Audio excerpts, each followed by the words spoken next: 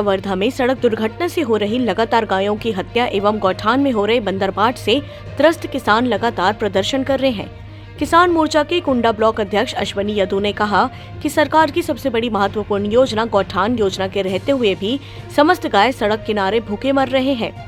लगभग हर जिले में गौठान है और हर गौठान में समिति गठित कर गौठान के रखरखाव के लिए पैसा भी दिया जा रहा है, मगर पैसे के दुरुपयोग के सिवाय कुछ नहीं हो रहा।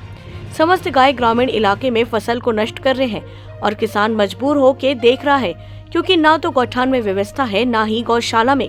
समस्त किसान संघ ने मिलकर आज दामापुर बाजार बस स्टैंड में सैकड़ों की संख्या में घेराव कर ज्ञापन सौंपकर गौठान की जांच हेतु मांग किए।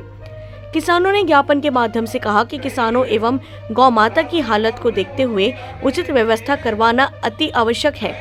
आज सड़क किनारे जानवर होने के कारण कई दुर्घटना हो चुकी है, कोई युवा अपनी जान गंवा चुके हैं। सभी किसानों ने एक स्वर में कहा कि जब तक उचित व्यवस्था नहीं की जाती वे हटेंगे नहीं। स्वाति चंद्रवंशी के साथ कवर्धा से डॉक्टर मिर्जा की रिपोर्ट। सरकार के कई महत्वपूर्ण योजनाएं चल रही हैं, गौठान योजना हो या फिर अभी इनने सरकार ने एक नया योजना शुरू किया है गौमूत्र लेने के लिए। लेकिन आज पूरे छत्तीसगढ़ में गौ माता की स्थिति जो है वो दयनीय है। गौ माता मुख्य मार्ग पे मर रही हैं, गौ माता गांव में मर रही हैं, एक्सीडेंट हो रहे, दुर्घटना हो रहा है, लेकिन कोई कुछ करने वाला नहीं है। आज दामापुर बाजार क्षेत्र कवर्धा जिला के हम सभी किसान ने मिलकर आसपास के जितने गौ हैं वो सबको इकट्ठा किए हैं और सरकार से ये मांग कर रहे हैं कि गौ माता खाने का व्यवस्था हो, रहने का व्यवस्था हो।